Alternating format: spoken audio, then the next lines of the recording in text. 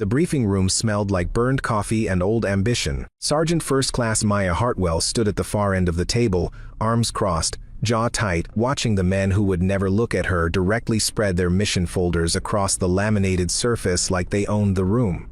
They did own the room. They had always owned every room like this, men with jaw scars and desert tans and the particular kind of silence that comes from having killed something and moved on before breakfast. She had earned her place at this table 3 times over. Nobody in it believed that. All right. Captain Derek Rourke dropped into the head chair without invitation, the way he always did, all shoulder. No ceremony. He was 41 years old, built like a man who had never stopped competing with whoever stood next to him. His eyes moved over the room and landed on Maya for exactly half a second before shifting to the tactical display. Half a second. That was the entirety of acknowledgement she received in rooms like this. The mission folder in front of her read Operation Iron Bell, Classification, Level 4. She already knew every page by memory. She had written half of them. "We've got a window of 6 hours, Rourke said. The hostage civilian contractor named Philip Graves has been held at the Drenkov industrial site for 11 days. Intel suggests the extraction of classified drive data is still in progress. That means the drive is still on site. That means we go in, we pull Graves, we retrieve the data, and we are back on rotary before 0400. Corporal Shane Beatty, 26 years old and already decorated twice, leaned over towards Specialist Cordweller and said something low enough that Maya couldn't hear the words. She didn't need to. She caught the glance in her direction. She caught the half-smirk. Hartwell. Rourke looked at her now with full eye contact, the kind that meant he was about to assign something he considered beneath the others. "You're running tactical support from the relay vehicle. Communication, drone overwatch, real-time mapping. Same as always. Same as always." She had been attached to Rourke's unit for 14 months. In that time she had written the surveillance architecture for 3 successful operations, mapped the interior of a Belarusian communications depot using nothing but thermal imaging and inference, and personally detected a tripwire network that would have cost Beatty his legs. She had done all of this from screens and headsets and the inside of a van that always smelled like diesel. "Understood," she said. Weller didn't bother lowering his voice this time. "Graves is going to be thrilled when he finds out a support analyst is running his rescue op." Laughter moved around the table. Not from everyone. Staff Sergeant Eli Pryor, youngest member of the team at 23, kept his eyes on his folder and said nothing. Maya noted that. She had been noting Pryor for 3 months. "Hartwell's good at what she does," Rourke said, which was the closest he ever came to defending her, and which contained about as much warmth as a weather report. "Her job is signals and overwatch. Our job is to get Graves and the drive out of that building. Let's stay in our lanes." Stay in your lane. She had heard that phrase so many times it had started to sound like a lullaby. Later, in the equipment staging area, Pryor found her calibrating the drone bay. "For what it's worth," he said, quiet and a little uncertain, "I've read your reports. All of them. You're not what they think you are." She looked at him. He was young enough that sincerity still fit comfortably on his face. "What do they think I am?" He hesitated. "Someone who'll run if it gets loud." She turned back to the drone bay. "Then they're going to be surprised." Beatty passed behind them on his way to the armory. He didn't slow down, but he called back over his shoulder without looking. "If there's actual shooting tonight, Hartwell, just stay in the vehicle. Last thing we need is a screaming analyst getting somebody killed." She watched him go. She didn't say anything. She thought about the shooting range at Fort Bragg, 3 years ago, where she had fired a qualifying test that made the range officer put down his clipboard and stare. She thought about the number 99.4, her accuracy score across 300 meters in wind. She thought about the file that should have followed that score into her personnel jacket and instead had gone somewhere quieter, darker, smaller. She thought about her father. She lifted the Pelican case that held her equipment and carried it toward the vehicle without another word. The relay vehicle's engine was still warm when she opened the Pelican case and sat with the rifle across her knees, not cleaning it, not checking it, just holding it in the way you hold something that connects you to a version of yourself you aren't allowed to be in public. She had been 7 years old the first time she understood what her father did for a living. Colonel Raymond Hartwell had come home from a deployment she wasn't allowed to know the name of, and he had sat down at their kitchen table in Fayetteville and held her mother's hands and not spoken for a very long time. She had watched from the hallway, small enough to stand in the shadow of the doorframe unnoticed, and even at 7 she understood that whatever he had seen had settled into his bones and would not leave. He taught her to shoot when she was 12, not with a pistol, with a long rifle, bolt action. Prone position on a hill behind their property while the Carolina summer pressed down on everything like a warm hand. "Your heartbeat is your enemy," he told her. "Between beats is the only moment you have. learn to find it. She learned to find it. Raymond Hartwell died when Maya was 19, in a mission that the Army classified as a training accident and sealed from public record within 48 hours. She had been told nothing. She had been handed a folded flag and a citation that described a man she barely recognized, a man without operational history, without context, without the specific weight of 15 years in special operations that had left its mark on every room he had ever walked into. She enlisted 6 months later. Her first 2 years were exceptional. Her marksmanship scores moved through the system like a lit fuse. By her 3rd year, she was in advanced qualification training, pulling numbers that the instructors photographed and sent to people further up the chain. Then came Fort Irwin, a combined training exercise, one of those big staged events meant to simulate real combat conditions. Maya was positioned as a designated marksman, covering a mock hostage extraction, when a civilian maintenance worker wandered into her field of fire from an area that was supposed to be cleared. She pulled her shot. The exercise failed. The AAR after action review noted her deviation from the fire plan as the primary cause of mission failure. Someone somewhere decided that her judgment under pressure was compromised. The sniper qualification was quietly removed from her file. She was reassigned to signals and tactical analysis. Nobody wrote down what actually happened.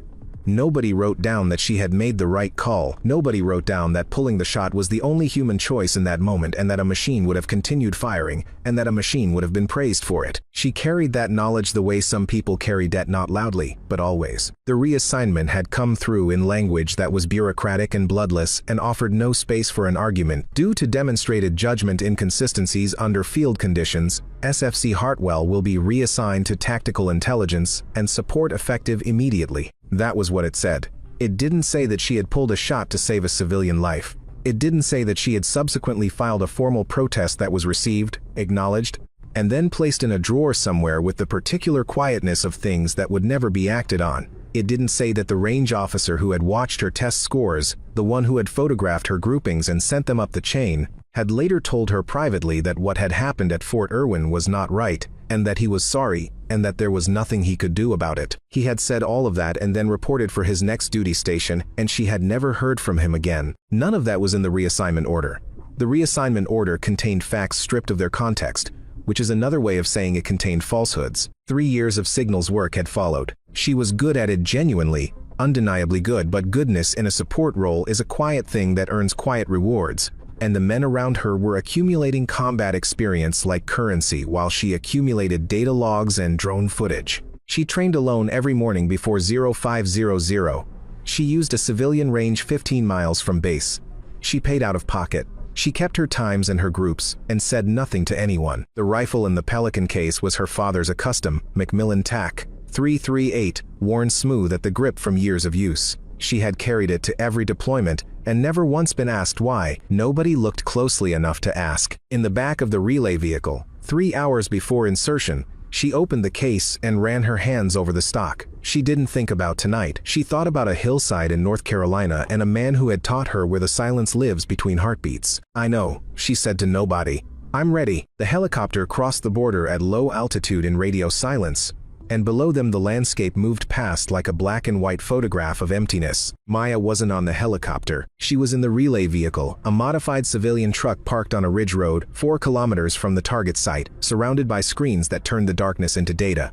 3 drone feeds, 2 satellite overlays, 1 direct link to the team's body cams. She watched Rourke's feed as he crouched in the doorframe of the helicopter and then dropped into the darkness below, and she felt the familiar pull of wanting to be in that feed instead of watching it. She pushed the feeling down. She had work to do. The Drenkov industrial site was a former chemical processing plant, abandoned in the 1990s and repurposed 3 times since, twice legally, once not. It was 3 stories of corroded steel and cracked concrete, surrounded by a perimeter fence that the satellite imagery showed as partially collapsed on the northeast quadrant.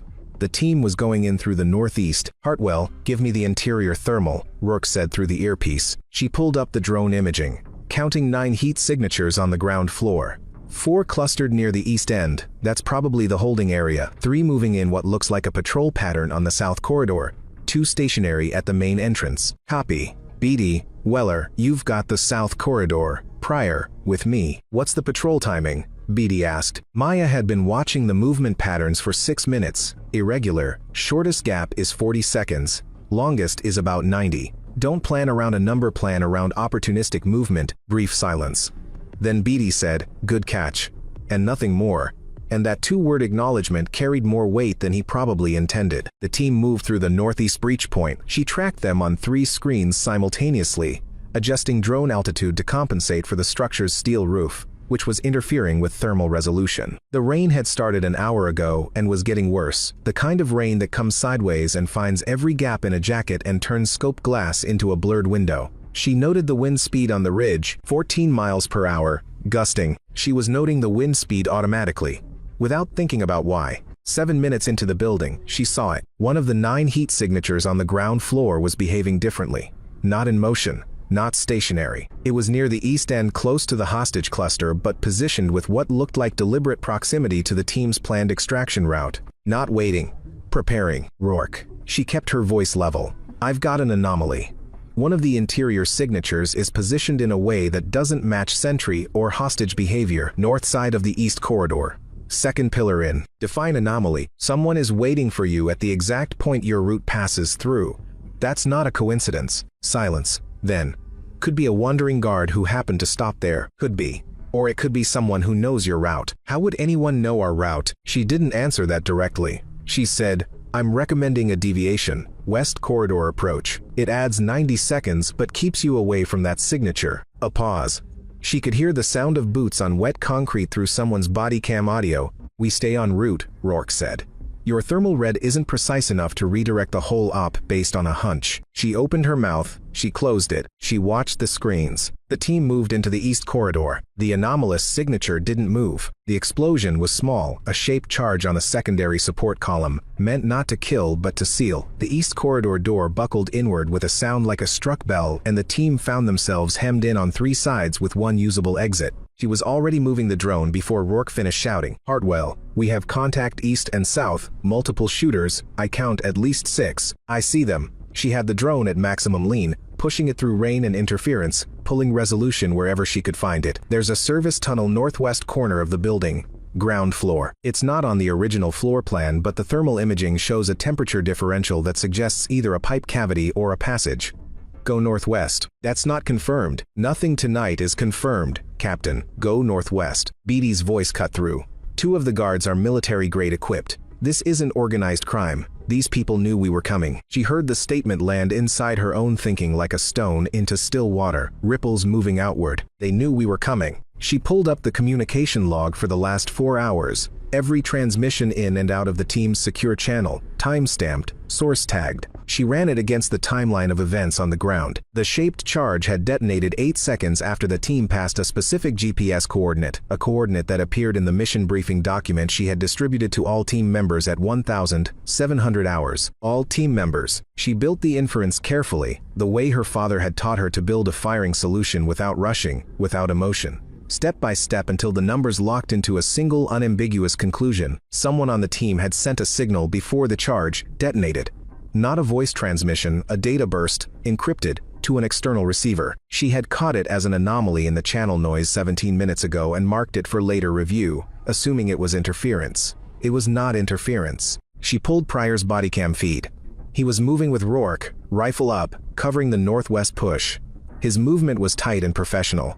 Nothing in his behavior was wrong. She pulled Beatty's feed. He was in a covered position, taking fire from the south corridor. She pulled Weller's feed. Weller was in a covered position, but his left hand, the one not on his weapon, was at his vest in a way that looked like he was checking equipment or pressing something against his chest that wasn't a weapon. She sat with that observation for 3 seconds. 3 seconds was a long time in her current state of mind. Then she lost the communication link entirely.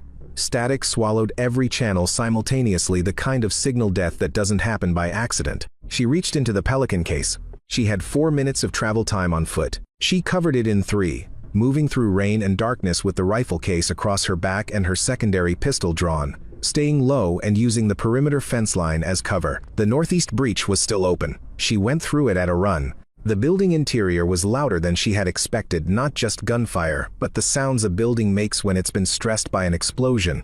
Groan of metal, drip of disturbed water from ceilings, the settling sound of structural elements redistributing weight. She moved through it using the floor plan she had memorized and the thermal signature patterns she had been tracking for the last hour and a half. The roof access was a steel ladder on the northwest interior wall, half rusted, bolted directly into concrete. She went up it with the case on her back and pushed the access hatch open against the weight of the rain. The roof of the Drenkov plant was a flat expanse of corrugated steel panels, some of them buckled, all of them slicked by the downpour. The rain was coming nearly horizontal now, driven by a wind she clocked at somewhere between 20 and 25 miles per hour. In the southeast corner of the roof, a ventilation housing gave her a natural shooting rest and concealment from ground-level sight lines. She reached it. She opened the case. She heard Rourke's voice from below, not through her earpiece, which was dead, but through the structure itself, vibrating up through the steel. He was shouting, not in command, in distress. She set the rifle up in 40 seconds.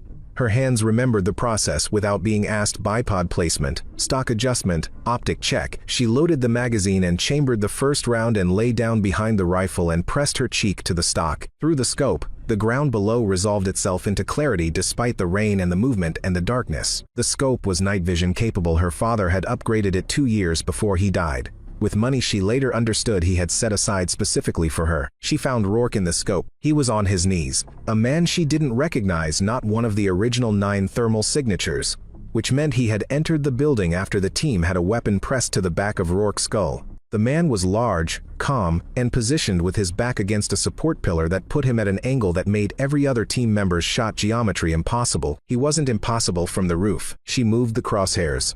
She found the geometry. She ran the math distance, approximately 180 meters. Wind from the left at 22 miles per hour consistent. Target moving slightly with Rourke's unsteady kneeling. Probable vital zone width about 8 inches given the angle. Her heart was doing what hearts do under extreme stress, which is to accelerate and announce themselves in the skull. She heard her father's voice. She had been hearing it more and more tonight.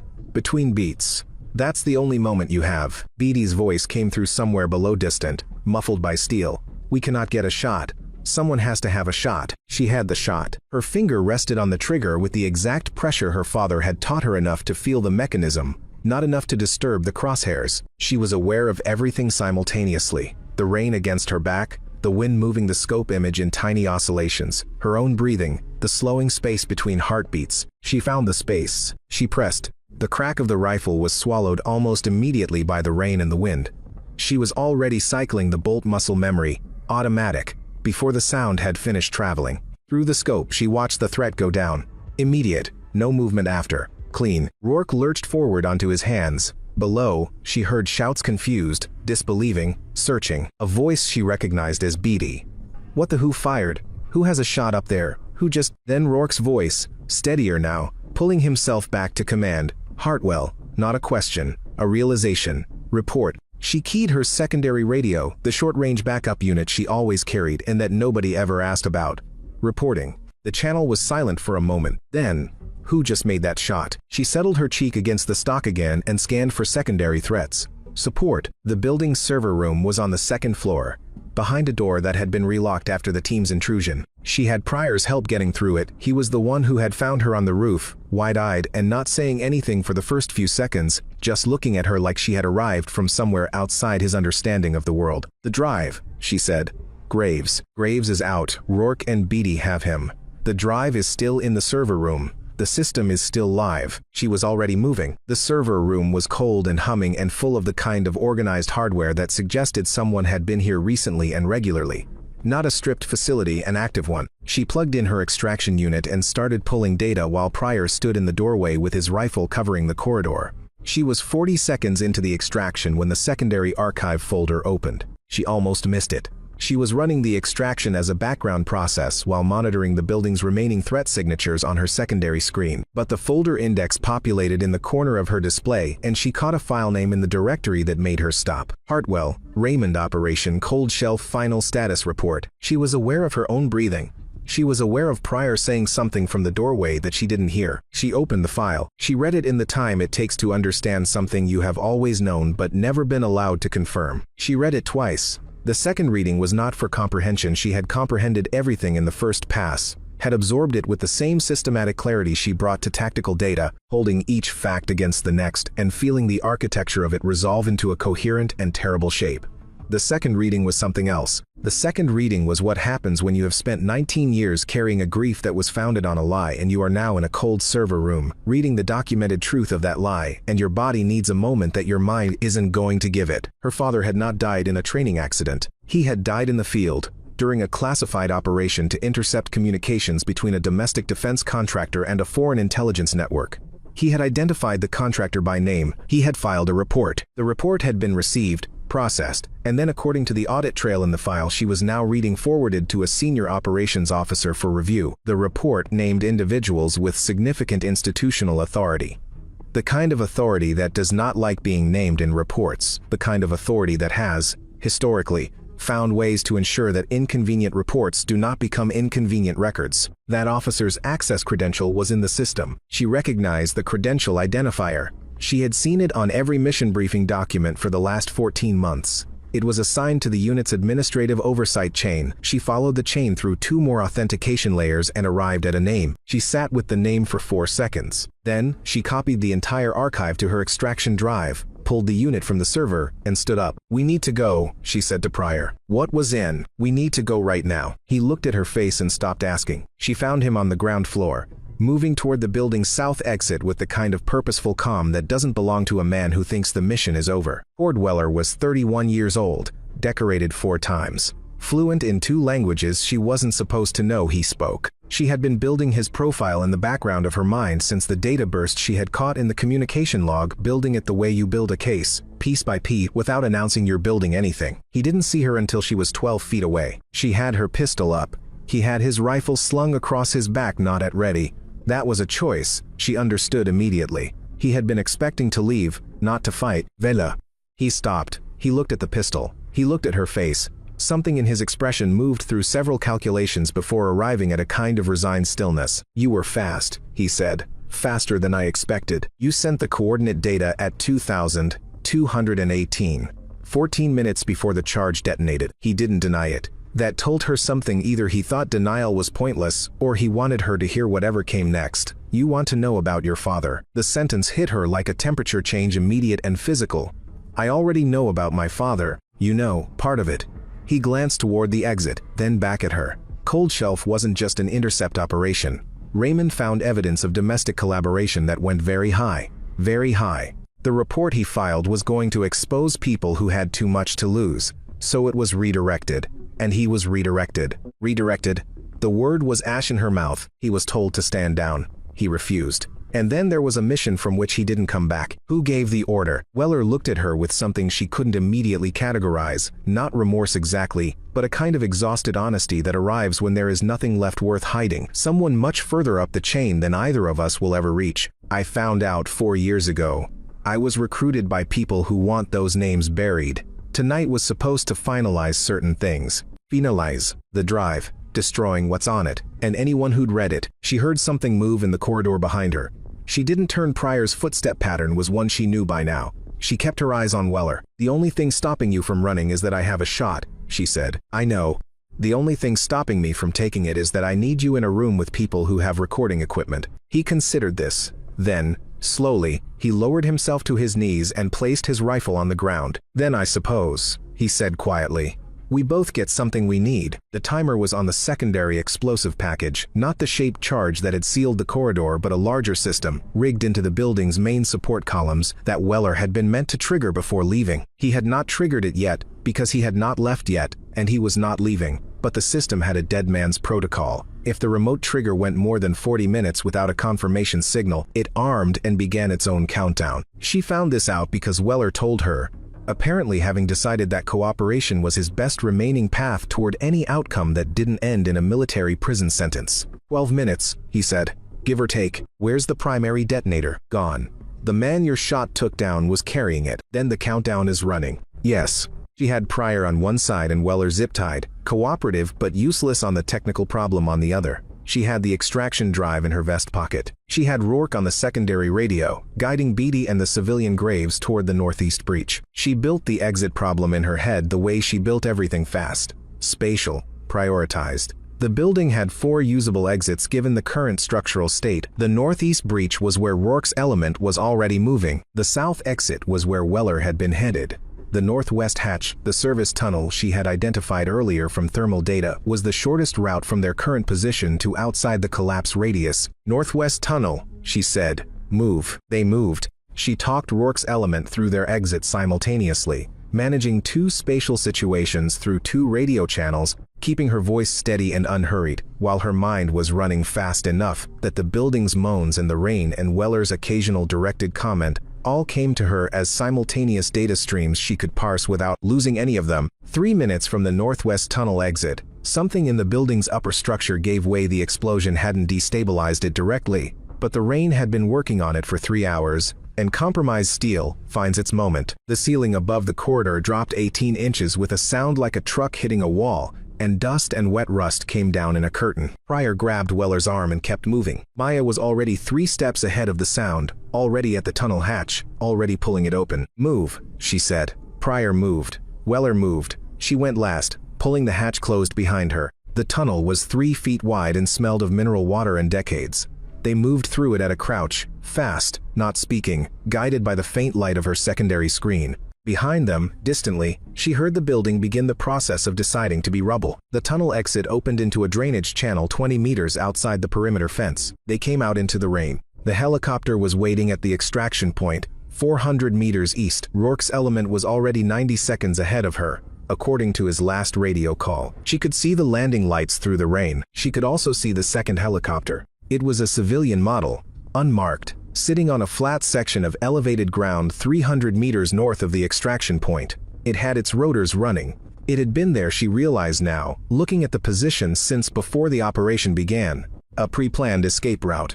Not for Weller, who had apparently decided cooperation was preferable to flight. For whoever had orchestrated this from outside the building, she saw a figure moving toward the civilian helicopter from the direction of the plant, moving fast. Moving with the particular efficiency of someone who has rehearsed this. She couldn't identify the figure at this distance in this rain. She didn't need to identify them. She needed to stop them. She had the rifle. She had a position. The drainage channel gave her elevation and a clean sightline to the helicopter's north side. She had wind data from 40 minutes of continuous observation. She had, by her estimate, 1 shot before the helicopter lifted. Pryor looked at her. He saw the rifle coming up. He looked at the helicopter. He looked back at her. "That's at least 280 meters, he said. "In this wind, with that target angle." She was already in position, bipod on the channel edge, cheek to stock, eye through the scope. "I know. The rotors are going to create turbulence in the air column between." "I know." He was quiet. The figure was at the helicopter's door, climbing in. Through the scope, she found the helicopter's engine housing the rotor assembly, specifically the tail rotor coupling, which on this model was exposed on the starboard side. Not a kill shot. A disabling shot. She had looked at this helicopter's schematics 6 months ago for a completely unrelated surveillance analysis, and the image had stayed in her mind the way useful things stay. Wind from the northwest, 21 miles per hour, gusting to 26. She calculated the correction automatically. Distance 283 meters by range estimate. Target stationary for the next 4 to 6 seconds while the door was being secured. She found the space between her heartbeats. She pressed. The sound of the shot traveled into the rain and vanished. The helicopter's tail rotor assembly came apart in a spray of mechanical fragments. The aircraft lurched on its skids, yawed hard right, and came back down onto the ground with a controlled crash that was loud enough to hear across 400 meters. The rotors spun down. The aircraft was not going anywhere. Pryor made a sound beside her that was not quite a word. Through the scope, she watched 2 figures emerge from the downed helicopter, the pilot, and the person who had been trying to escape. Both moving, both alive. She had wanted them alive. "Call Rourke," she said. "Tell him there's a secondary target at the north elevation. Tell him we need that person in zip ties before they disappear into the drainage network." Pryor was already on the radio. She stayed in position for 30 seconds, maintaining overwatch, until she saw Rourke's element moving toward the downed helicopter. Then she stood, broke down the rifle into the case with practiced speed, and started moving toward the extraction point. Behind her, in the distance, the Drenkov plant decided it had held long enough. The sound of it coming down moved through the ground before it moved through the air, a deep, structural shudder that she felt in her feet and then heard as a long, continuous collapse, like the building was exhaling everything it had held for 30 years. She didn't look back. She walked through the rain toward the lights of the extraction helicopter with the case on her back and her secondary pistol holstered and the drive in her vest pocket. the drive that contained her father's name and the truth about what had been done with it. She walked through the rain. She did not run. The debrief took 11 hours. She sat across from people with significant institutional authority and answered every question with the precision and completeness she would have applied to any analytical report. She produced the extraction drive at the appropriate moment. She described the sequence of events in the order they had occurred. She did not editorialize. She did not perform emotion. She presented facts and allowed them to occupy whatever space they were going to occupy. Weller was in a separate room. She knew from the pattern of movement in the corridor outside that the conversations happening around him were significant and getting more significant with each passing hour. Rourke came to find her at hour 7, when she was sitting alone in a room with bad lighting and a cup of coffee she had been ignoring for 40 minutes. He sat down across from her. He was wearing civilian clothes now, standard post-operation protocol, and without the gear and the authority he projected in a briefing room, he looked closer to his actual age, which was a decade of hard use past 41. He looked like a man who had been reconsidering things recently. "You saved my life," he said. "I saved the mission," she said. He absorbed the distinction. Both. She picked up the coffee. It was cold. She set it back down. "The shot on the helicopter was 283 meters, he said. In 20+ mile-per-hour wind. At night. In rain, 21 miles per hour, with gusts to 26.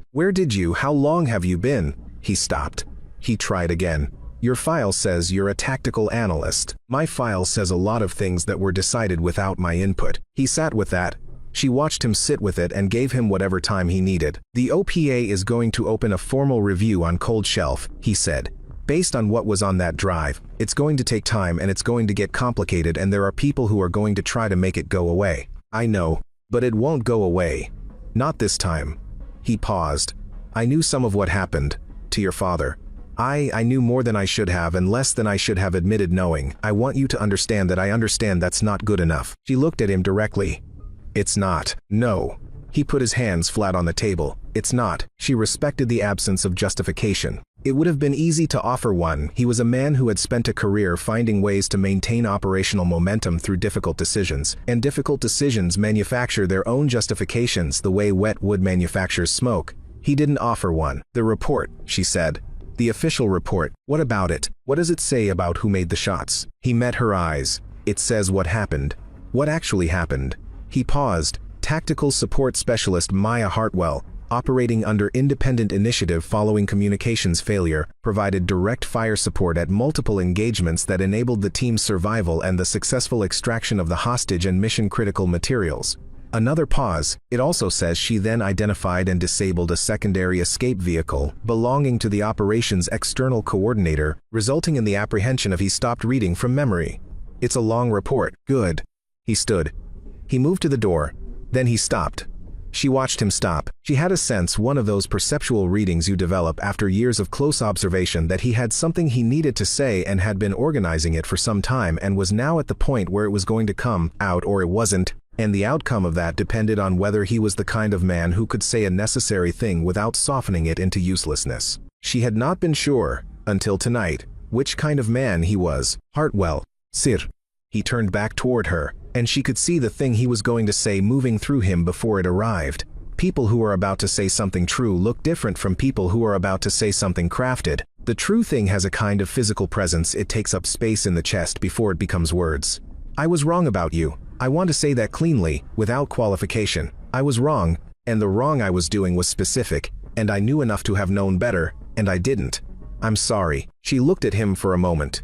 "I accept that," she said. "Now do something about it." He nodded once. He left. 3 days later, a personnel action was filed. Her marksmanship qualification, the one that had been removed from her file 8 years ago, in the aftermath of Fort Irwin, was reinstated. The amended AAR from that training exercise, the one that correctly described her as having made a sound judgment call in a situation that required human discretion, was attached. Both documents went into her permanent record with the date of original assessment, not the current date. The file was, for the first time in 8 years, accurate. Pryor found her in the equipment room on the 4th day, where she was cleaning the rifle. He stood in the doorway for a moment. "I've been putting together what I want to say," he said. "I've had 4 days and I'm still not sure I have it. You don't have to say anything. I want to." He came in and sat on a crate across from her. "I knew you were good. I could tell from the reports. But I didn't. I don't think I understood what good meant until I was in that tunnel behind you and you were running 2 radio channels simultaneously and navigating by memory in the dark, and there was a building falling behind us. She ran the cleaning patch along the barrel. I had good intelligence about the tunnel. You had thermal variance data from 2 hours of remote observation and you mapped it to an architectural inference in your head. Yes. That's not normal. No. He was quiet for a moment. Then, what are you going to do now, with all of it? The cold shelf review, your father, everything. She considered the question. It was a reasonable question, and it deserved an honest answer. I'm going to do what I've been doing, she said. I'm going to watch carefully and think clearly and be useful. I'm going to attend every briefing and write every report and run every drone pattern. And when it matters, when it is the moment that matters, I'm going to make the shot. He nodded slowly, like someone confirming a math answer they had suspected. And in between, she looked at him. Something almost like a smile moved across her face, not a performance of warmth but the actual thing, brief and unforced. In between, she said, I'm just support. He laughed a short, genuine sound. Then he stood. The unit's having a debrief dinner tonight, he said. Rourke told me to ask if you'd come, as part of the unit, not as a courtesy thing. She kept her eyes on the rifle barrel. She thought about her father. She thought about a hillside in Carolina and a long rifle and the particular quality of silence between heartbeats. Tell him I'll be there, she said. The equipment room had one window, high on the north wall, that caught the late afternoon light and threw it across the floor in a long rectangle. She worked in that light until the rifle was clean and the magazine was seated and the case was closed. Then she stood and carried the case to the cabinet along the far wall, a steel locker she had used for nothing significant for 14 months, and placed it inside. She closed the cabinet door. She looked at the locker for a moment.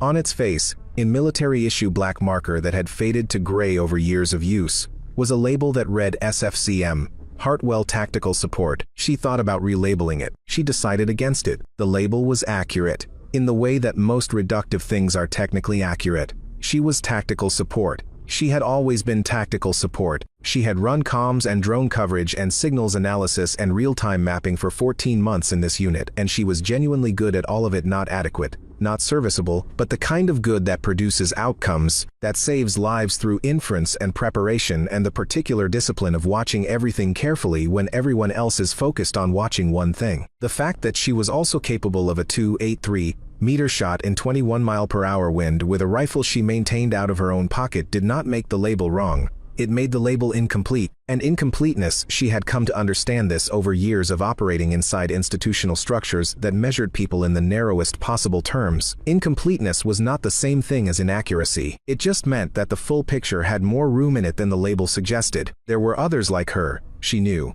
Women and men in support roles who had been defined by a single function and who carried inside them a second, larger capability that no one had ever made room for. Some of them eventually left the service. Some stayed and shrank themselves down to fit the space they'd been given. Some, like her, found a third option. They stayed, and they did the job they'd been assigned with complete rigor, and they kept the other thing alive quietly and privately until the moment arrived when it was needed. The moment always arrived. Her father had known that. He had spent 15 years operating in the space between what documents said and what was actually true, and he had died because the gap between those two things had grown large enough for the wrong people to hide in. She wasn't going to close the gap by rewriting a locker label. She was going to close it by being exactly what she had always been, completely and without apology, and with the specific, unhurried competence of someone who has been underestimated for so long that the underestimation has become a kind of cover. She was going to attend every briefing that was assigned to her and write every report that was requested and run every drone pattern that needed running. She was going to do all of that with the same rigor she had always brought to it. And when it mattered, when it was the precise moment that required the precise capability that no one in the room had remembered to account for, she was going to be ready. She was always going to be ready. She had been ready for 8 years, every morning before 0500, at a civilian range 15 miles from base, in whatever weather arrived, because readiness is not a state you maintain intermittently. Her father had taught her that too. Not explicitly, not with a speech, but by example, by the particular way he had approached every ordinary day as though it might become an extraordinary one, not anxiously, but with a quiet and sustained attentiveness that she had absorbed without knowing she was absorbing it. She turned off the equipment room light. She walked down the corridor toward the building's exit, where the late afternoon was doing what late afternoons do, casting everything in a light that made the ordinary world look Briefly, like something more deliberate than it usually was, she stepped outside. The air was clean. The rain from 3 nights ago had taken the dust with it and left everything with that particular clarity you only get in the first days after a storm, when the world seems to have decided to start from a cleaner set of premises. She stood in it for a moment. She let herself feel it, the air, the late light, the specific and unrepeatable quality of a day that has not yet finished but has already moved past its heaviest weight. She did not try to make it into something it wasn't. It was just a moment of clean air after rain. That was enough. Then she walked toward the dining facility, at the pace of someone who is exactly where they are supposed to be, doing exactly what they are supposed to be doing, carrying nothing extra and leaving nothing behind. Support, she thought. She smiled to herself, a real one, private and unperformed. The kind of smile that happens in the gap between who the world thinks you are and who you actually are, in the moment when both of you know the truth and the world is just catching up. Just support.